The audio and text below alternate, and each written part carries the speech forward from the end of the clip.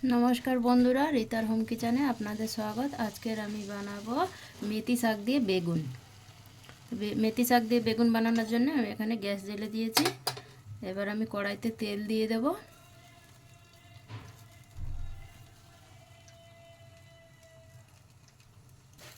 কড়াইতে তেল আমি দিয়ে দিয়েছি, তেলটা গরম হয়ে যাবে।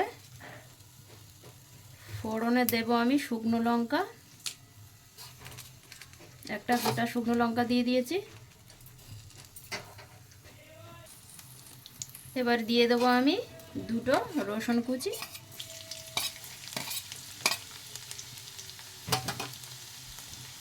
রসুন কুচিটা ভালো করে ভাজা হয়ে যাবে। এবার আমি দিয়ে দেবো ওর মধ্যে কেটে রাখা বেগুনগুলো। বেগুন দিয়ে মেথি শাক বানাবো, তো আগে থেকে আমি বেগুনটা ছোট ছোট করে কেটে নিয়েছি। লঙ্কা আর রসুনটা ভালো করে ভাজা হয়ে গেছে। এবার কেটে রাখা বেগুনগুলো দিয়ে দেবো। এই বেগুনটাও ভালো করে আমি একটু ভেজে নেব লাল করে।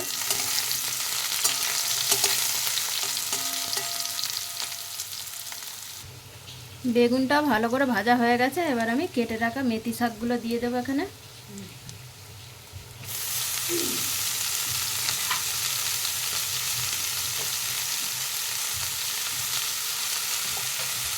ওই বেগুনের মধ্যেই দিয়ে দিয়েছি। বেগুনটার আলাদা করে ভেজে তুলে রাখার দরকার নেই। এবার ভালো করে নাড়াচাড়া করে নেব। শাকের থেকে একটু জল ছাড়বে, গ্যাসটা জোরে থাকবে। শাকটা ভালো করে নাড়াচাড়া করে নিয়েছি, দেখো কয়টুকু হয়ে গেছে। এবার দিয়ে দেব অল্প একটু লবণ দিয়ে দেব। দিয়ে ভালো করে খোলা আছে আমি ভালো করে শাকটা ভেজে নেব। এখানে আমার মেথি শাক আর বেগুন হয়ে গেছে। এবার আমি নামিয়ে নেব। এখানে কিন্তু আমি কোনো মশলা দিইনি, শুকনো লঙ্কা ফোড়নে দিয়েছি আর রসুন কুচি দিয়েছি আর সামান্য লবণ দিয়েছি। এই বেগুন দিয়ে মেথি শাকটা খুব সুন্দর হয়, আপনারাও একবার বাড়িতে ট্রাই করবেন। আর ভালো লাগলে কমেন্ট করবেন, শেয়ার করবেন। ধন্যবাদ।